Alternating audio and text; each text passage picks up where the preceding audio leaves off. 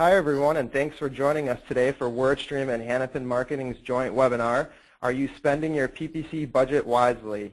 Best Practices and Creative Tips for PPC Budget Management. My name's Chris and I'll be your moderator for today's presentation. For today's agenda, we have some great PPC budgeting insight lined up for you. We'll be discussing how much budget you need to get started in PPC, how impression shares impact your budgeting decisions, X versus Y, things to consider when setting your PPC budgets, and this includes high funnel keywords versus money keywords versus branded terms, search versus display, Bing versus AdWords, and mobile versus desktop, and that's including tablets. And lastly, we'll show you how your PPC budget impacts your PPC management model. To introduce the speakers for today's presentation, we have on the webinar Larry Kim and Carrie Albright. Larry is the founder and CTO of WordStream. He's been doing PPC and SEO for 10 years. 3 years ago, he started WordStream, and today WordStream is an industry-leading provider of PPC management platform and keyword research tools. We'd also like to welcome on the webinar today from Hanapin Marketing, Carrie Albright. Carrie is an account executive and active blogger at ppchero.com.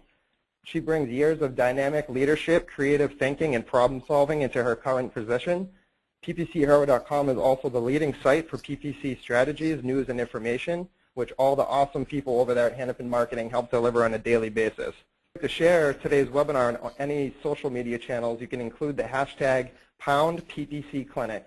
With that, let me hand things over to Larry and Carrie, and we can get started with the webinar.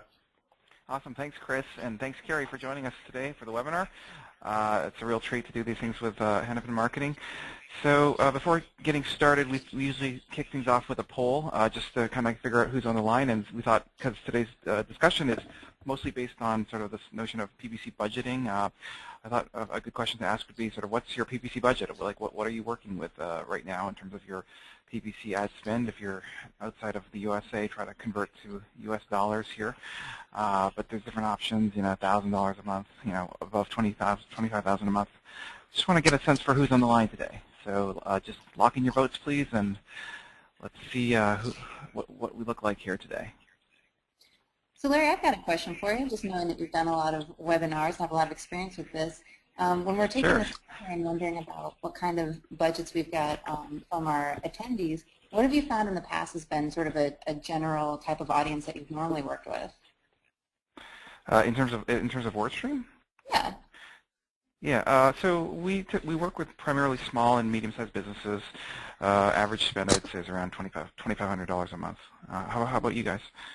Well, we actually do a pretty big variety. We've got some clients that spend into the $100,000 a month, and then we also have some especially small business packages for people who just want to just have somebody with an extra set of eyes, a little extra expertise working on it. So that could be as low as a few $1,000s a month. Awesome. So, Chris, how's our viewer results here? All right. Well, it looks like we've got a lot kind of in that middle range that are probably getting just a little too big for their britches if it's somebody that's been working in-house trying to manage their PPC that are actually looking for a little outside insight to how to best manage their budget. So, looks like we've got a good range of budgets. And I think we have one more question for the audience today, and that's basically, when we're talking about budgets, what would you find kind of most frequently limits your budget? Is it maybe you have a certain amount of budget across multiple channels that you have to be allocating? Is it the performance not there? Does it have to do with kind of nervousness or around the effectiveness of scaling your PPC efforts? Or is it just like you're not really sure what to do in terms of like where to invest in PPC? So we'd love to hear, which of these would you say kind of is the limiting factor here when it comes to budget expansion? Any thoughts on this one, Carrie? I'd say a lot of the clients I talk to seem really interested in the option to expand, and so it's not necessarily that they don't have the budget or even that they are uncertain that they can sort of validate that because of their past performance, but really I think knowing what's the right fit for them when they want to expand, so knowing what are the new campaign structures or new opportunities that are out there and maybe being unsure of exactly how to implement it for them. So I'd say D is probably one that I've seen a lot. Sure, the scaling PPC and all that stuff, it's definitely a challenge. Let's see what our audience has to say. Hopefully we didn't bias them too much by chatting. Here, performance not justifying expansion. Oh, that's interesting. So maybe we should have been doing an optimization clinic. Note to self for the next webinar.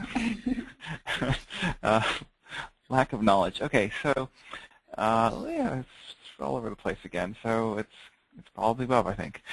All right, so I thought now that we've done this poll, we're going to hand things off to Carrie to take it away here in terms of leading the discussion. Take it away, Carrie. Great, thanks so much, Larry. So I'm going to start with just talking a little bit about leads and about how you even look at what you're trying to accomplish with your PPC. Larry and I discussed the fact that there are definitely two versions of PPC regarding e-commerce and lead generation. And a lot of times with e-commerce, you get really nice, clean numbers on the back end. You can actually associate revenue with exactly what kind of purchase is happening, and you can see some very clean data to make your judgments off of. With lead generation, on the other hand, it's a lot harder because you need a lot more factors to kind of include in how you estimate what the value is in the leads you're getting from PPC. So we're going to talk a little bit about that and also a little bit about how you can identify what to do when it comes to budgeting for that kind of conversion. All right, so we can kind of assume that if you're marketing for your business that you already have some of these questions running through your head and hopefully have answers for them. Things like, what can I afford to spend? Presumably, if you've got any sort of marketing team or marketing efforts, you sort of know what kind of budget you're working with. So you know how closely you're running to that maximum budget and how much you have to sort of experiment with, which is where some of the stuff we're going to be talking about today comes in. What's my CPL? And basically, that's saying, what is it that I can afford to spend for each of the leads that I bring in, each of the conversions. And then the third question is, how do I place value on a lead?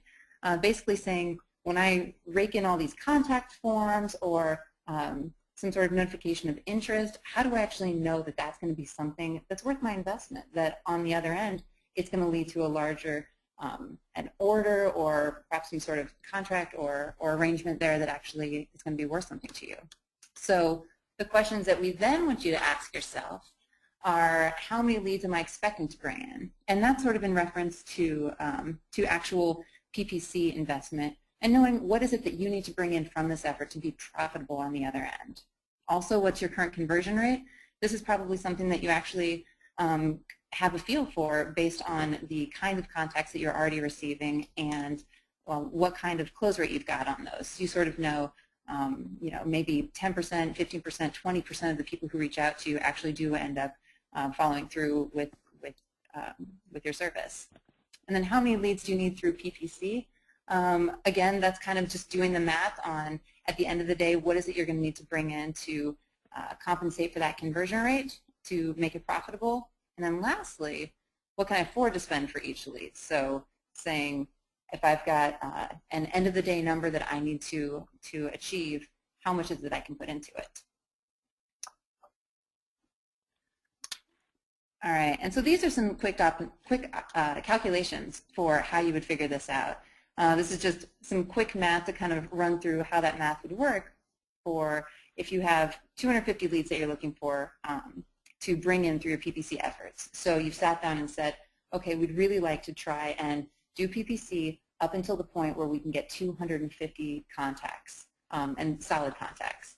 And from your previous marketing experience, you could say, I've got 15%, for example, for our conversion rate. And that means that what you'd need to bring in would be 1,667 leads. When you're doing your calculations on your end of what kind of investments you're making in your marketing efforts and what kind of return you need to get, you've established here that you can spend $25 per lead to make this worthwhile for you, which means that your budget then would be set to about $42,000. And it's important to notice that the daily budget then would be $13.88 because when we're working with campaigns, as you know, we set those in the form of daily budgets. So once you put all these things into play, especially if you're new to PPC, obviously you need to set that up and let that run. But there are so many different kinds of optimizations that you could do once that's up and running. And kind of like Larry said, we we may want to do a bit of a clinic on just basic optimizations in the future to make sure that people know how to most efficiently alter what their PPC presence is, or even what their landing page is, to best increase the number of conversions that they get, and also what that qualified data looks like. So optimizations would happen after you've set all this stuff up, but this is sort of a jumping off point. Awesome, and I would just add, Carrie, listeners, to when doing this budgeting process, to build in a little bit of a buffer in that these, like as it says here, the optimizations take time, and it's going to take a little while for the results to settle into where you need it to get to. So just budgeting for the expense of just experimentation and figuring it out. Yep, I totally agree with that. So in this slide, I just kind of touched on a few different things that affect how you can value your leads. Like we said, with lead generation, there are so many different factors that might play into what you consider a worthwhile lead. A lot of the clients that I've talked to about how we can best identify what traffic is relevant and who it is that at the end of the day is actually a good investment for them as far as their PPC efforts. Because obviously we'll be getting in leads that are just people casually looking for more information versus people who are ready to invest. Some of the different factors that I've got just as sample indicators for what might qualify your lead would be geography. Are your leads more or less relevant based on location? So if you're only offering services within a certain location, it's going to be clear that you would want to do some sort of targeting to make sure that you're not pulling in folks from outside that region that wouldn't actually be able to follow through with your process. Another is frequency of interaction. So do most leads have a complicated attribution system? And by that I mean there are a lot of different ways that your users may be interacting with you. It may be external sources like Twitter, for example, and they actually are really interested in what you offer there and are going back and forth between that and your website. It may be somebody who's actually been to your website before and you've remarketed to them, or they've purchased something and you've followed up with them on that, and that may be a relationship that you've got to turn to and say this actually is a positive dynamic that we see. Another sample would be bounce rate or time on site. So what behavior does your user have after they've clicked on your ad? And that's definitely something that, especially as you're getting into the optimization period of your campaign building, that's something that you want to look at as far as the people that you're bringing in. They may or may not convert, but what are you seeing with how they're behaving once they get to your site? Are they spending a lot of time looking around? Are they immediately turning around and going back to whatever their search results were? And really looking into how they behave once they get to your landing page can give you some insight as to what kind of quality that's going to be. And then also with precedents, what have you seen to be qualified in the past? There's so many different ways to track your lead quality, to follow up with your clients, or if you're working in-house, to really look at that back-end data and start making connections between what kind of behavior you've seen that's actually turned into those full orders or contracts or whatever kind of service you're offering. So really trying to connect whatever data you have with your efforts through PPC. So here are a couple examples of how you might segment the data that you have to really identify if you are using your budget as effectively and as efficiently as possible. And this is something that Larry's definitely going to get into a bunch more here in just a minute, but I thought I'd come up with a couple different options for what it is that someone could look into to identify if they're being as efficient as they can. The first one is negatives. Now, Larry, I know that WordStream's got a negative keyword tool, and I know that there are a bunch of different posts that you and your team have come up with to discuss the value of implementing negatives in your campaign as far as reducing spend. Yeah, absolutely. It's shocking to see kind of sometimes what you end up matching unintentionally against in your ads there. Yeah, I think that that's sort of been a fun thing for us to do around here on PPC Hero. We had a few different posts about what the query, where we'd go through and actually identify really bizarre things that people would look up that may or may not be frequent sources of sort of invalid clicks for us, but it's definitely interesting what people look into and what kind of trends you see as far as what your traffic's doing. Yep. Another factor on here would be placements. So this is kind of a similar concept of trimming down the stuff that's not going to be relevant, that's not leading to the types of behavior you're looking for, which in this case we're talking about conversions. So we would look through and actually see what is spending money that's not coming out on the other end.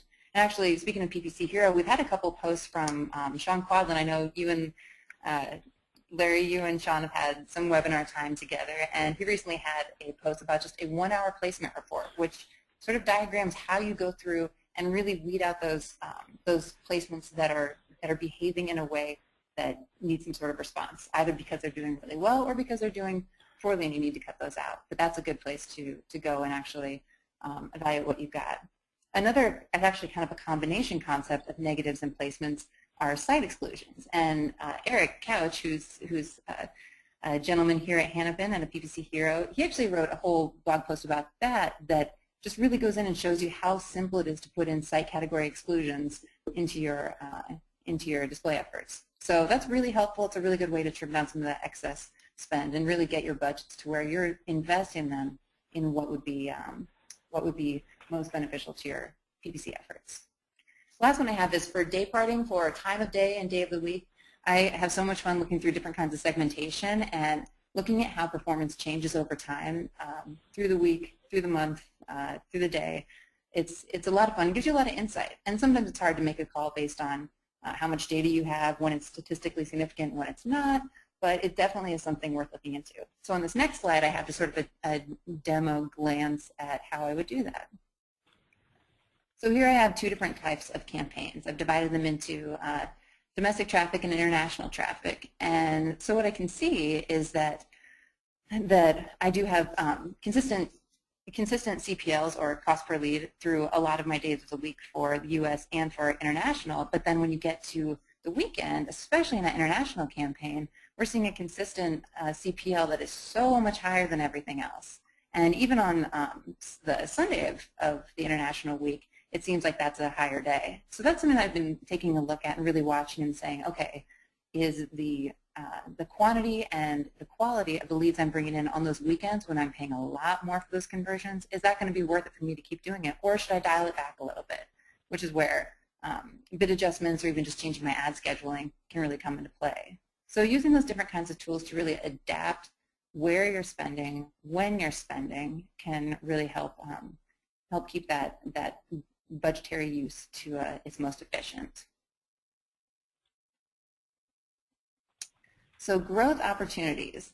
Now, I really love talking about tools, so Larry, it'll be fun to hear you talk about some of the stuff that you guys have, but I really like having different kinds of tools just to base decision-making off of, or even get ideas for what you can do next. So one that we talk about a lot has to do with how you can adjust your budget to get the best and the most traffic. So here I have a couple different things. I'm guessing we all have seen at some point or another the limited by budget icon in our campaign statuses. And what that basically means is that AdWords is ready to keep on going, keep on showing your ads, keep on spending on your clicks, and you don't have your settings adjusted so. And which sometimes are reasons that you may want to hold your budget back. There may be times that you don't even realize it's limited, and it's a perfect time to just open that up a little bit more. But here we can see that my loss search or impression share for search is 63.62% for because of my budget. And so what that makes me say is, okay, that's more than I'm interested in. When I look at these different kinds of impression shares, I sort of look at them like a grade card, where I think that most people can probably get a C in most things. And if you put a little effort into it, or even a medium amount of effort in it, you could probably get a B. And if you work really hard, there's a good chance you can get an A. So although impression share isn't always about getting 100% of the impressions, I do think that it's worth taking a look at, especially if you're seeing those numbers creep into a direction that might indicate that you're missing out. So when you look into the little icon that gives estimates based on what Google's seeing and what Google thinks you might do, you can see here that they're looking at one of my campaigns and saying, okay, you're set at 30, but we see that if you switch it up to $60 a day, you could bring in this many more clicks at this much more cost, and staying in a consistent CPC.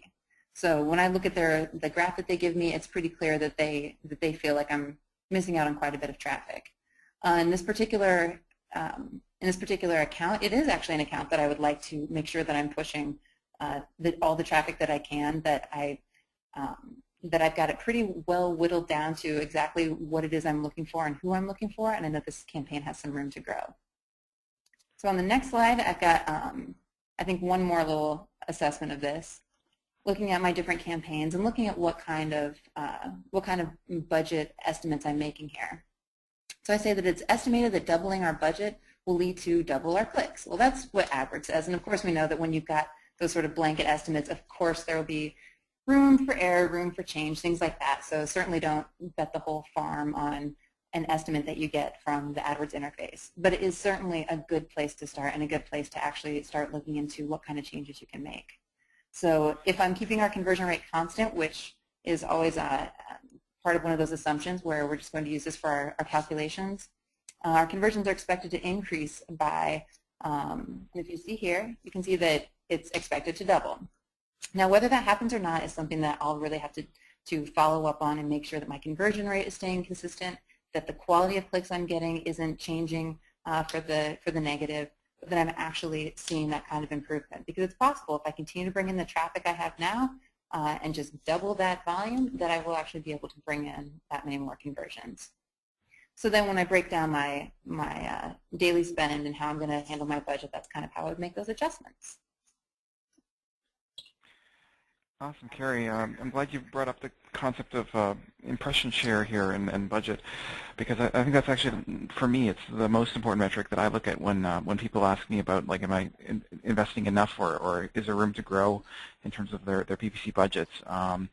Basically, for me, the impression share, it kind of tells me if you're in a buyer's market or a seller's market. So what I mean by this is if your budget's tapped out and you're at a 20% impression share, well, then that's it tells me that you should either be expanding the budget to capture a little bit more of that, or that you could be a little bit more picky. Like you could be, you know, maybe your targeting is a little too broad, or you know, like I'd rather see them having kind of a slightly higher impression share for the budget that they have, meaning like being selective in terms of their keywords and targeting. So that's the way I look at things. Any thoughts on that? Yeah, I think that absolutely makes sense. Sort of keeping in mind what's happening in your industry and sort of seeing where, kind of being able to use that impression share information as sort of identifying where you fall in that sort of race to get that click and that conversion. It's really helpful to see that. So yeah, I think you're right that kind of gives you an idea of where you should sort of start steering yourself as far as your targeting and your setups and things like that. So this is a quick snapshot, and I'm sorry for those of you who shy away from lots of numbers and crunchy data like this, but this is one of my favorite things. This here is just a snapshot of kind of a way to go back and adjust your budgets and really see how they're performing. So these are just a series of columns of data that I've grabbed over time as I've gone through and changed what my daily budgets are for these various campaigns. And so what I've done is actually gone through and watched what my budgets are set to, and ensuring that my daily spend is sort of reflecting what those different budgets are. So I've gone through and I've taken what I spend as my expected daily spend, and then actually calculate out what I'm currently spending to really get an idea, sort of what we talked about, of am I spending to my full potential? Do I have room to grow? Am I really maxing out? And I've got some campaigns who are needing to be expanded upon. And then doing some calculations just based on what kind of change do I need to see. If it's because I've got room to grow, how can I make sure that I put those numbers into effect so that I can expand my budgets but maybe not go over what my monthly limit is, or not necessarily just increase the budgets without any sort of intention behind it. So this is sort of just a little bit of calculation and saying, okay, if I'm trying to get my budgets to change by a certain amount, here it's $19.14. What I'm going to do is I'm just going to adjust some of my campaigns based on their performance and based on how they've been using their budgets thus far. And I can see that I've pulled mine down by about $22 just in this particular most recent adjustment. And then I'll go ahead and watch that for a few days and really see what kind of changes I have.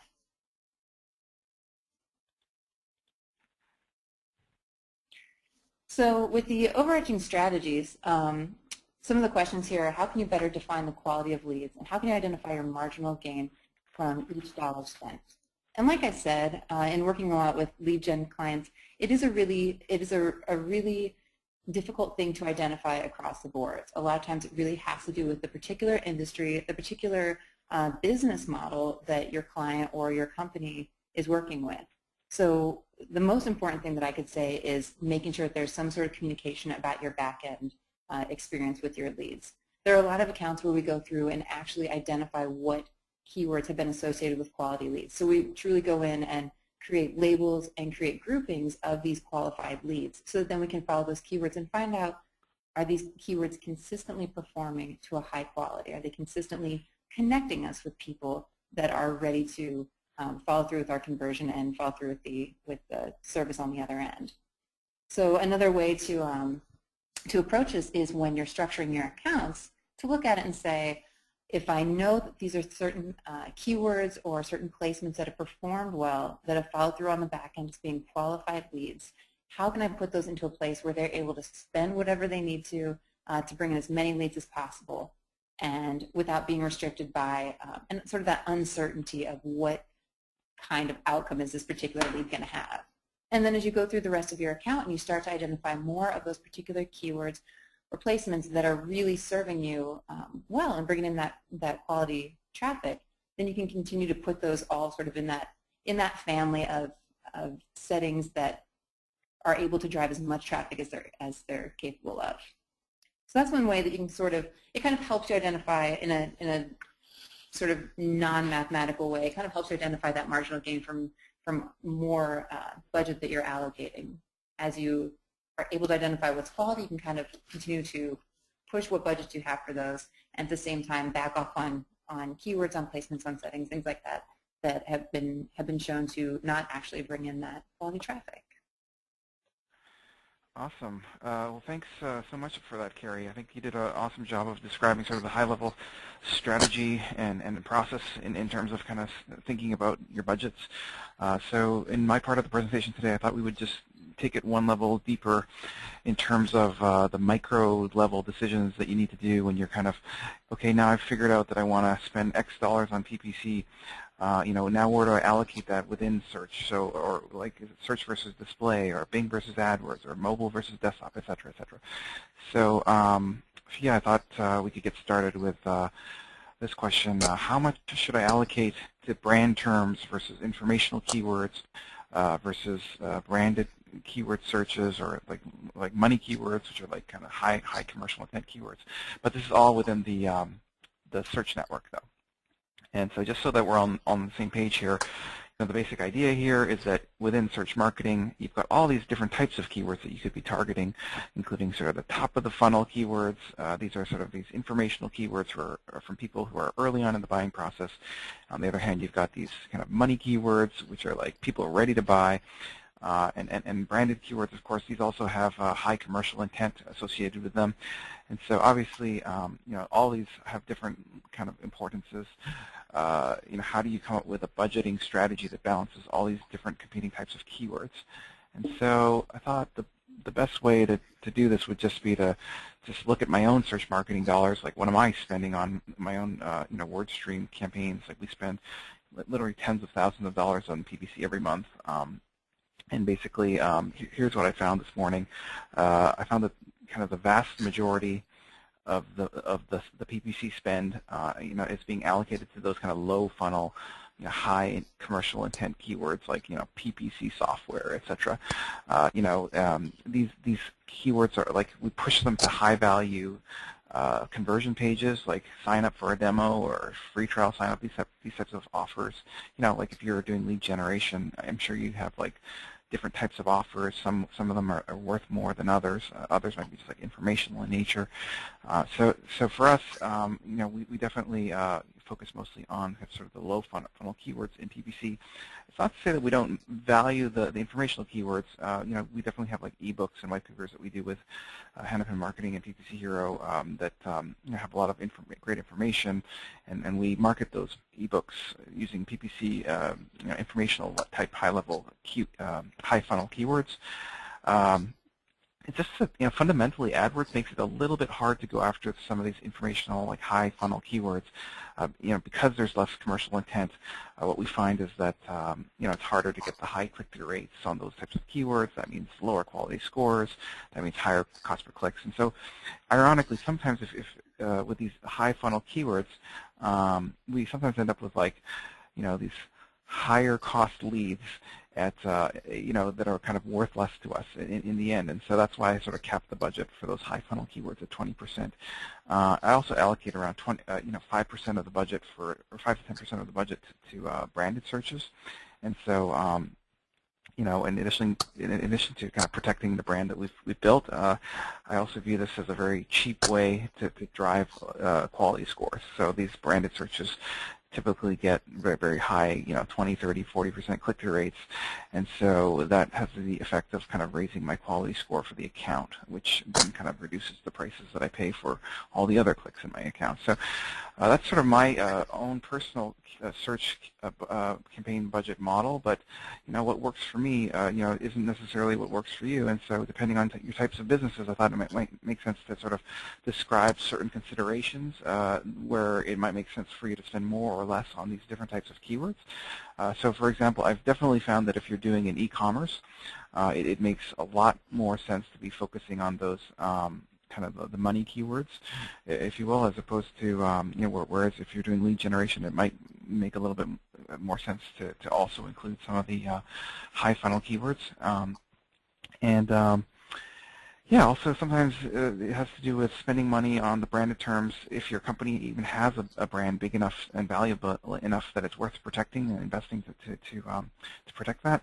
Conversely, if you're just getting started, obviously it won't even be possible to spend that much money on brand keywords since you haven't kind of built up a brand yet. So, Carrie, any thoughts on kind of allocation of budgets between different types of keywords here? Sure. I think that, yeah, we've been saying about branded is definitely a pretty strong component. I think that in my experience, it's been that we definitely make sure that we've got branded, all that branded language available and that we're running that, but really sort of in a lot of cases knowing that because we've got that strength in our branded traffic, really trying to make sure that we're building out those different kinds of sort of high funnel and low funnel keywords and really just sort of keeping an eye on that and sort of ushering them into those different categories as we go through because, yeah, especially with lead generation where it's really finding out the language, finding out who the user is, either the location or what their behavior is or what their device preference is, really figuring out those details and kind of combing those into the different types of groupings and then sort of allocating budget based on that. So, yeah, it's a really similar thing in the experiences I've had. Awesome. So the next kind of question in terms of budgeting that always comes up is like, how much should I be allocating to search campaigns versus display campaigns? So again, just to be transparent here, I'm going to just share with you sort of how I'm spending my PPC dollars. Again, I checked this morning. I saw that I was spending 46% of the dollars on display and 54% on search. Now, just this is kind of a very unusual, I think. It's a little, just as a disclaimer, I think that it's very unusual for someone to be spending this much of the budget on display. And I think that we're a bit of an outlier here, and I can explain why. But basically, the WordStream website just gets so much traffic from like our blog and like articles that we write on from other websites, etc. Direct traffic, and so because we just get such a 500,000 visitors to the site every month, it's kind of more important to me to kind of convert the traffic that I'm already getting through all these other sources rather than just adding a few thousand more clicks. And so, yeah, I view the display advertising component as a way of, especially using remarketing, as a way to do conversion rate optimization on the traffic I'm already getting. Chasing after the sort of 95% of people who visit my website but don't convert to to a lead. Now, I did a little bit of research looking at some data that we have here at WordStream. So we've got this thing called the AdWords grader, and it's graded nearly $3 billion of AdWords spend. So there's like a lot of information in this machine. And so I took a look this morning, and I can tell you the typical allocation for the average account across all of Google in terms of the search and display allocation. It's around 19.25% allocation towards display. So that's kind of an average. Now, just as I was saying earlier, what works for me isn't necessarily going to work for your business. It all depends, and there's the various factors that you should be considering. For example, your industry. So, for example, you could potentially raise or lower your allocations, depending on what your industry is. And I recently did some research into the average conversion rates for Google search and display and network.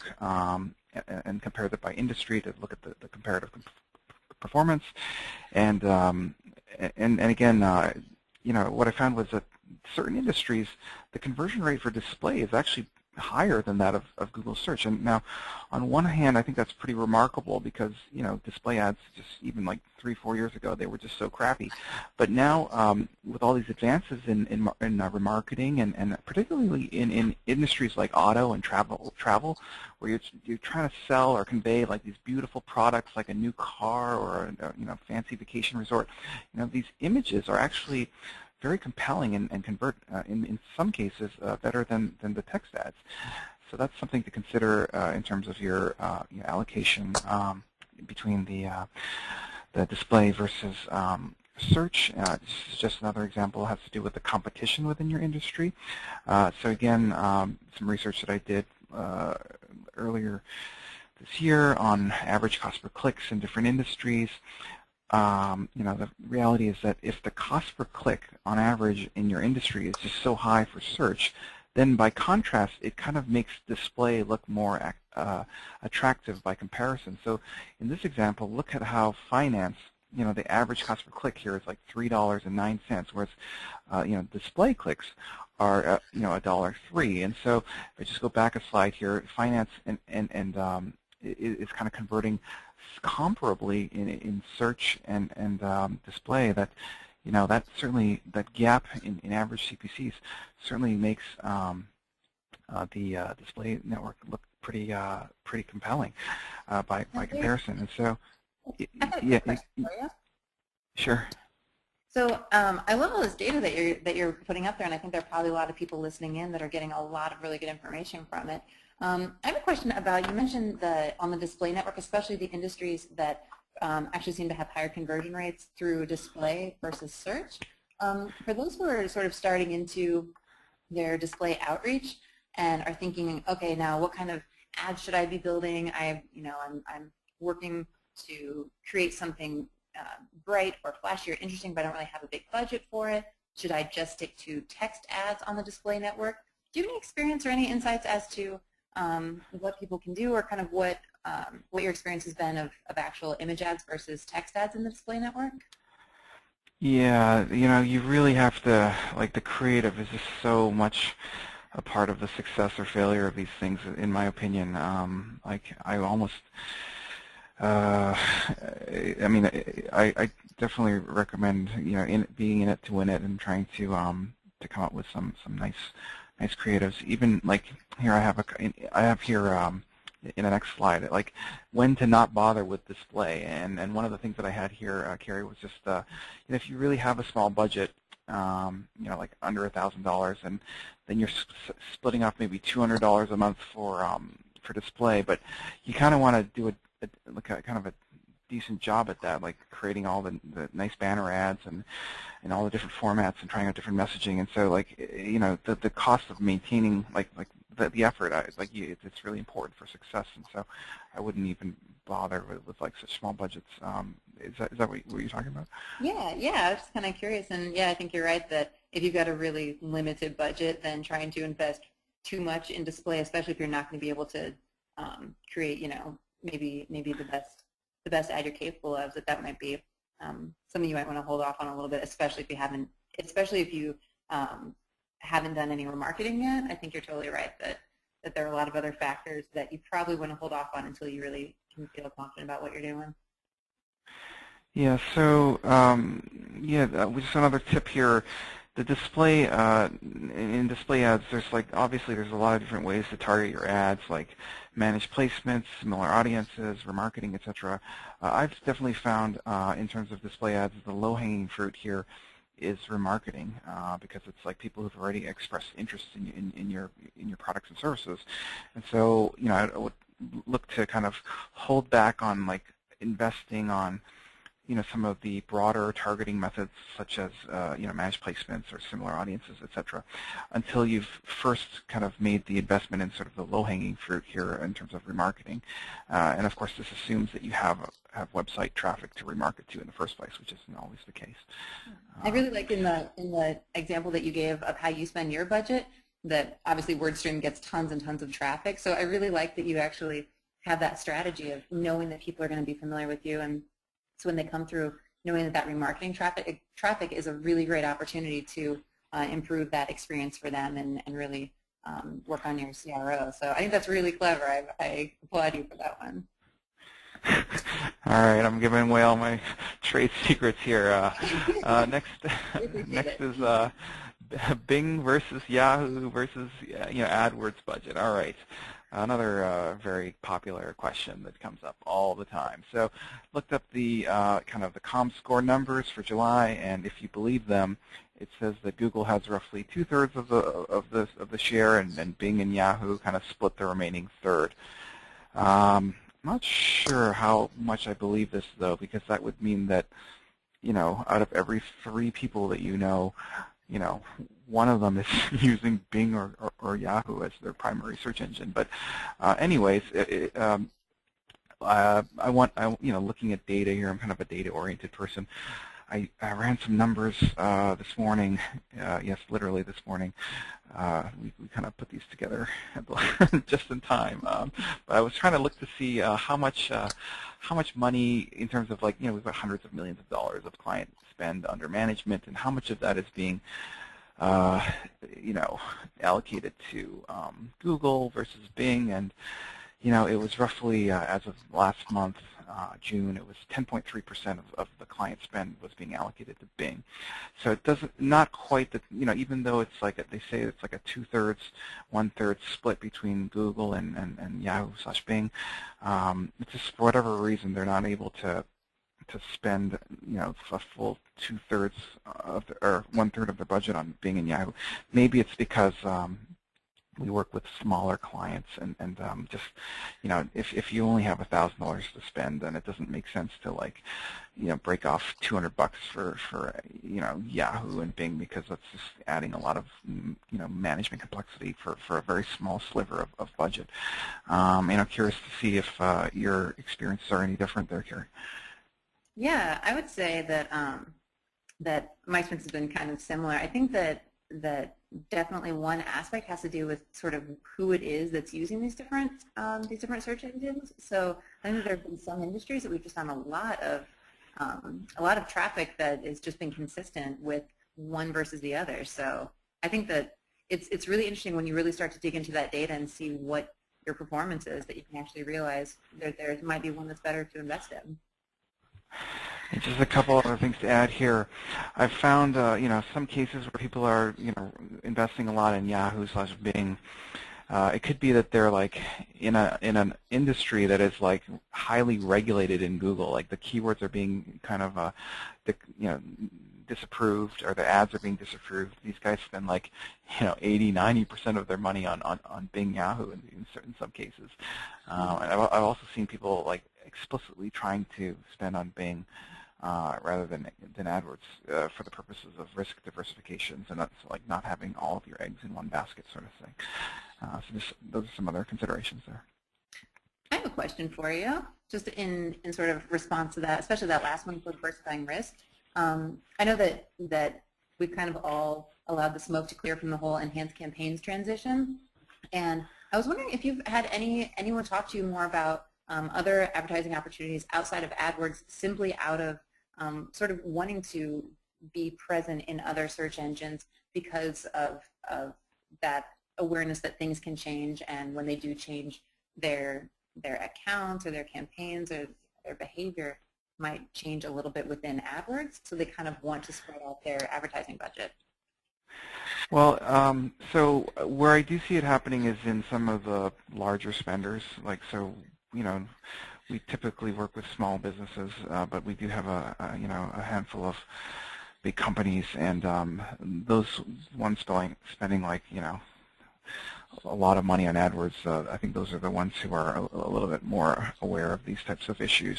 You know, again, if you're only spending $2,500 a month, it's you know, not that that's a small amount for that business owner, but it's just, you know, like that could be a significant amount of investment for your business. But like the benefits of just segmenting out like 10% of that, you know, to a different engine is kind of limited. Awesome. So I'm guessing you've heard an uptick of those, Carrie, in terms of like people just not exactly. I think when the whole enhanced campaign thing came up, I think a lot of people suddenly their ears perked up and they started saying, "So does this mean that everyone's going to revolt and Bing is going to, you know, become this new thing?" I think there's a little bit of fear just in that first moment, but obviously we've all kind of accepted it a little better and actually been able to adjust and see exactly how the whole transition to enhanced campaigns has actually been much less painful than we thought it would be, and actually turned out to be pretty advantageous in some ways. So no, not any actual transition, but certainly a little bit of chatter in the beginning. Cool. So we're kind of short on time here, so I'm just going to blow through this one really quickly. It's mobile versus desktop. You know, it used to be a big deal because you know, the kind of the mix of mobile versus desktop searches is changing so frequently. It's like changing on a monthly basis, with mobile expected to overtake you know, desktop in the next year or so. And so previously, you know, before enhanced campaigns, you had to have like a separate mobile campaign and a separate desktop campaign, and so, you know, having to figure this out was a bit of a crapshoot because the underlying numbers, the mix of mobile versus desktop kept changing, and so, you know, AdWords introduced this thing called shared budgets, which you know, allowed you to kind of consolidate you know, two campaign budgets into one and all this stuff. But then they released this enhanced campaigns. And basically, what my view here is that I think that this is no longer an issue. So you know, because mobile and desktop kind of, you know, run in the same campaign, that you can just set your kind of budgets according to the kind of, you know, the offer that you're trying to promote, or the value to your business, or the ROI of that campaign, and just set one budget, and the mix of you know, desktop versus tablet will kind of, or sorry, versus mobile will kind of figure itself out. It's more of a, I viewed it more as a bidding issue rather than a budgeting issue. And so just a couple things to consider here. You know, are you a local business? You know, do you have a call center? Are you trying to go after like kind of hired, you know, demographics, net worth individuals associated with smartphones, et cetera? What's the ROI of your mobile searches? You know, that'll allow you to just set this mobile bid adjustment, you know, up or down according to your business. And so, geez, we just got to blow through these here. Number 5, how the budget impacts your PPC management model.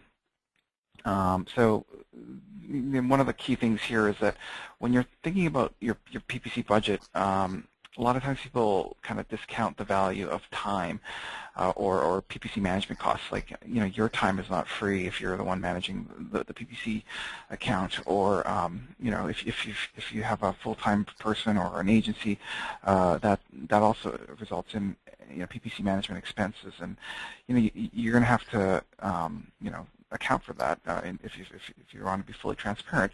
And the observation here is just that your budget really, to a large extent, kind of predestines kind of your management model. So in this example, if you're kind of like the quote-unquote low spender of $2,500 a month, that works out to be, you know, roughly a $30,000 investment per year. So if you were to then hire a dedicated in-house, you know, PPC manager for $60,000 a year, that would actually triple your PPC spend there, and you know, maybe he or she could make the account work better, but probably not by, you know, 300%. You know, agencies, they typically charge as a percent of ad spend, maybe 10%, so roughly $250 a month, but the problem here is that no agency is going to take on a client, for like $250 a month. It's just, it's like, just not worth their time. And so, the realization here is just, when it comes to the smaller budgets, really the only options in terms of the management, it has to do with mostly, the kind of doing it yourself in AdWords or using like a software platform like WordStream. Yeah, and it sounds like, Larry, I know that you guys have a bunch of different kinds of tools that you can use to sort of help with those different kinds of optimizations and making those different settings be most advantageous to your accounts, huh? Yeah, and it's typically like $299 a month or something like that. So it would actually, the economics would actually work. It doesn't like triple your ad spend. Just the other example I have here, in terms of like, say you have a higher PPC budget, it's $50,000 a month or something, so that works out to be like $600,000 a year in PPC budget spend. So your options are you could hire someone in-house, maybe $60,000. That's roughly 10% of the PPC budget, which is totally reasonable. Agencies also charge around the same amount of ad spend. It's just that they have, they're professionals, especially like companies like Hanapin Marketing. You get a team of you get a team of agency experts that are like really experienced and be able to manage your accounts. And I think it's totally realistic to expect sort of like a greater than 10% return on like in terms of their ability to drive ROI for the spend.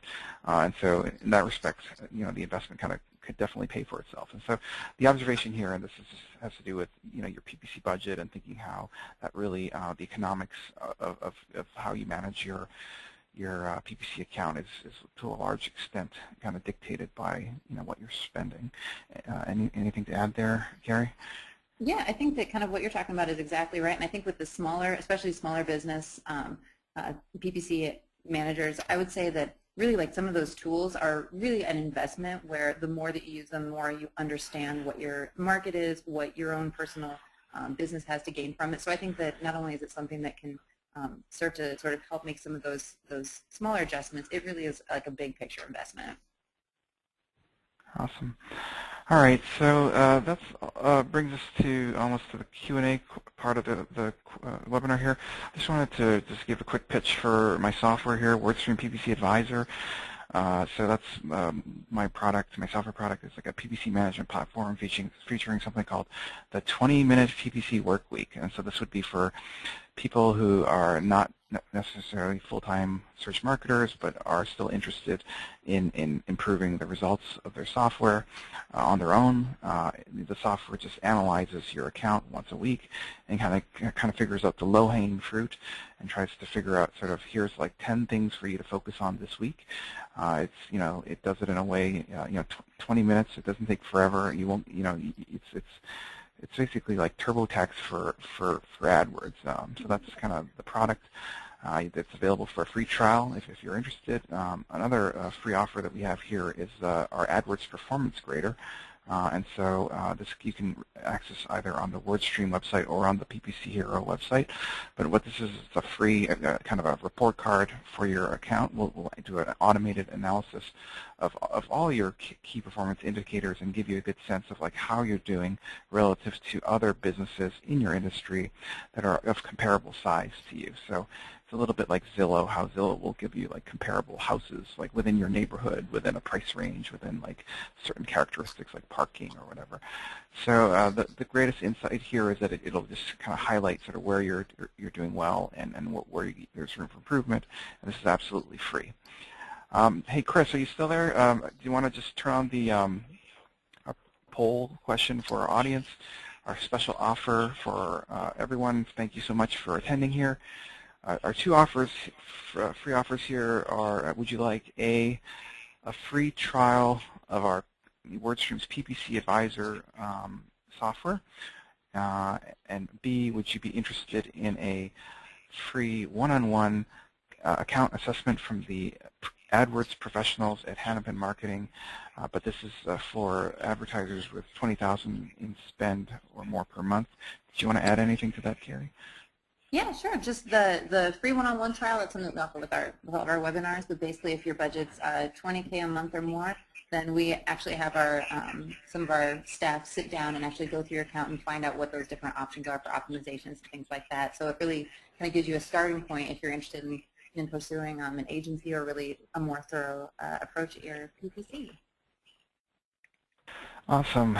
So, Chris, I know we only have like 4 minutes here for questions. Do you want to see if we have any from the audience? Audience, you can type in your questions on the chat console. Sure. Thank you both, and then thank you everybody for sending your questions in. If we don't get to your questions, feel free. We're going to put up some contact information at the end of the webinar, so feel free to contact us directly. And we also like to do a nice follow-up blog post to answer a lot of these questions as well. So let me get right into it. The first question is, can you explain why you would lower funnel if you're doing lead gen? So that was my slides. The lower funnel, I think, is where a lot of the value is, because they're the ones that are ready to buy. So I wouldn't necessarily want to lower it too much, but you can't only be focusing on the low funnel keywords. I mean, you think of your healthy funnel, you have to have people in your buying cycle at all stages, and so I think for that reason it's important to carve out a little bit, whether it be 10%, 20% or whatever, carve out some of your spending specifically designed for capturing those high funnels so that you just have a healthy funnel for your business. Great. The next question we have here is, if my campaigns have the limited by budget status, what is the first step I should take to determine how much I need to increase my budget by? And I think that was one of your slides, Carrie. Yeah, it sure was. Thanks for your question, whoever was out there in webinar land. So if you have the limited by budget status, I would absolutely say the first place to look is with that little estimator that Google provides you right there in the interface. It's a good place just to kind of look and start seeing what they're showing you is your traffic. They take a 7-day snapshot and give you some estimates based on what they've seen. And so therefore you can kind of look in and say, okay, maybe my impression share has dropped lately, but that's because I went in and did X, Y, Z, or that's because I actually pulled my budget back this week because of something that I'm planning for later in the month. So there might be things that you yourself understand when you look at that estimate that can kind of give you a better insight as to if that limited by budget status and actually increasing your budget is relevant to you. Now, if you really do have room to grow your budget, if you look at those numbers, kind of like the slide I showed, that if it looks like you actually could increase your traffic by a substantial amount, that's when you're going to look into what your impression share is and then what your lost impression share status is for budget-based activities, and then start going from there. Great. Larry, can you just expand on what you mean when you talk about what a branded search is? Just a lot of attendees had that question. Oh, sure. Sorry about that. The branded search is a keyword search that, where one of the words in the search query includes either your brand or a competitor's brand, and so we call them branded searches because it kind of implies that whoever it is who's running the search, it already has a decent understanding of you and what it is you do, and so for that reason they tend to be a little bit more valuable. Great. So you guys talked a little bit about enhanced campaigns and budget. One of the questions here is, how do I do day parting with enhanced campaigns? I can't find the function that allows me to choose the percentage that the ads will be shown on different days. Oh, sure. That's a pretty quick fix. If you go into your ad scheduling under your settings tab and pull up where it gives you the chance to choose which days of the week that you're advertising, if you go in and you can start by just selecting 7 days a week, that will pop up as saying, if you want to do all 7, and then it gives you, I think, an option of like the 12-hour versus 24-hour clock, and that'll pop up, and then you'll actually see an entire list of all of those different days, at which point there should be a column that actually says bid adjustment, and then just like you can do it with the geo-targeting and with the mobile devices, you actually can go in and put your percentage change in there. So that way, if you want to increase your bid just a little bit on those days, then that's going to be your opportunity to push that up on a certain day and pull it back on a certain day, and really take advantage of what kind of spend options you have. Great. And I think we have time for about 2 questions here. So the first question is, when you talk about conversion rates, does this also include post-impression conversions, or is this direct conversions? Oh, for the study that I did, I'm just looking at just the conversions 1 per click, so that metric in AdWords, the 1 per click conversions. So whatever that is, that's what I'm measuring. Yeah, we talked to. Great. Oh, sorry. Go ahead. No, sorry. Go ahead, Carrie.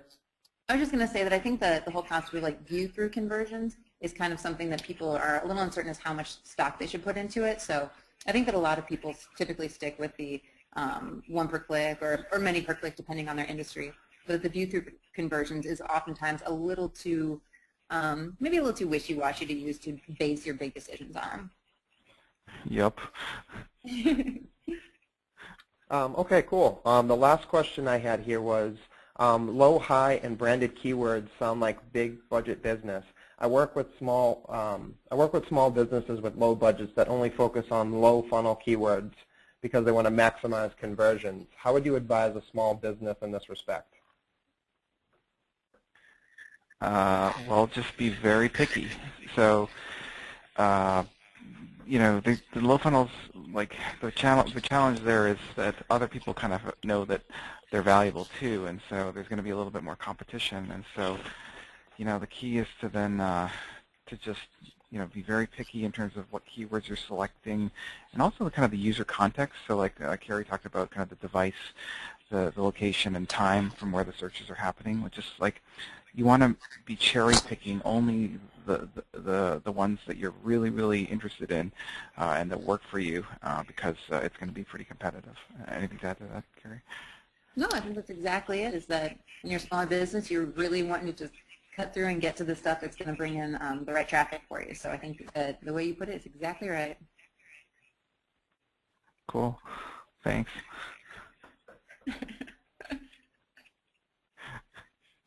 So Chris, how are we doing on the poll here? Everyone, please lock in your votes here. I think there's a tremendous amount of value in the Hanapin free one-on-one assessment and the free trial here. So just click the button, please. And do you want to just wrap things up here, Chris?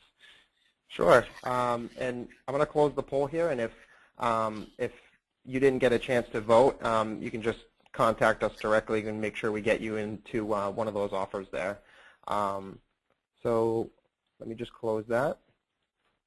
And Larry, if you just want to close things up. Awesome. Well, thanks everyone for attending our WordStream and Hanapin Marketing webinar on PPC budgeting. Here's the URLs for the different offers that we were talking about, and our information if you have any questions that you'd like to ask us. So that's everything. Thank you very much. Thanks, Carrie. Yeah, thanks so much, Larry. It was great working with you. I hope to do it again. All right. Thanks, guys.